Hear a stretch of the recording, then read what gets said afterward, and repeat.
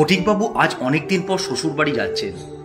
ফটিকবাবুর চেহারা বেশ মোটাসোটা, সাদাসিধে, ছিচকাতুনে স্বভাবের মানুষ। বেরোনোর সময় ফটিকবাবুর স্ত্রী বললেন, সাবধানে যাবে আর কারোর কোনো কথায় কান দেবে না। বাস থেকে নেমে একটু মিষ্টি নিয়ে মা বাবার সঙ্গে দেখা করে পরের দিন বাড়ি এসো। ফটিকবাবু বললেন, ঠিক আছে। তারপর ফটিকবাবু বাসে উঠলেন।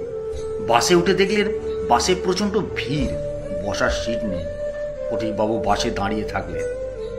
তারপর গন্তব্য আসতে বাস থেকে নেমে মিষ্টি কিনবে বলে পকেটে যখন হাত দেন, দেখেন পকেটটা কাটা, মানে কেউ পকেট থেকে ওয়ালেটটা চুরি করে নিয়েছে। ফটিকবাবু ব্যাপারটা বুঝতে পেরে ওইখানে কান্না জুড়ে দিলেন।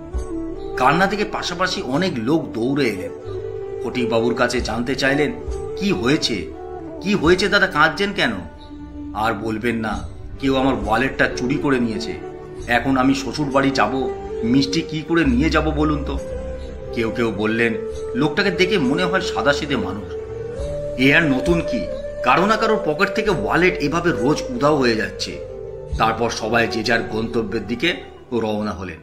ফটিকবাবু এবার কাঁদতে কাঁদতে ভাবলেন নিজের স্ত্রীকে একটা ফোন করবেন, কিন্তু বুক পকেটে হাত দিয়ে দেখলেন বুক পকেটে ফোনটাও নেই।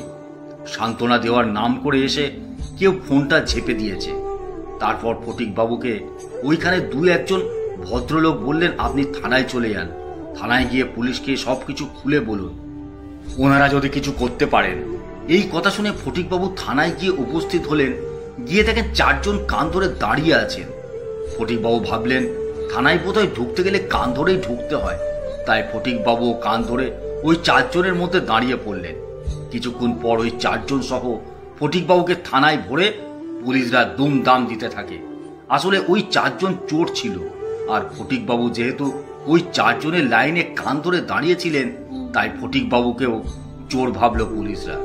কিছুক্ষণ পর ওই চারজন সহ ফটিকবাবুকে ছেড়ে দেওয়া হলো।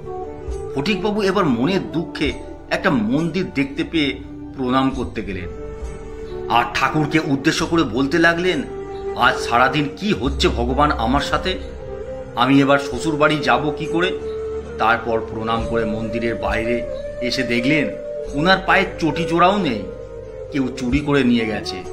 ফটিকবাবু এবার মাথায় হাত দিয়ে মন্দিরের সিঁড়িতে বসে পড়েন।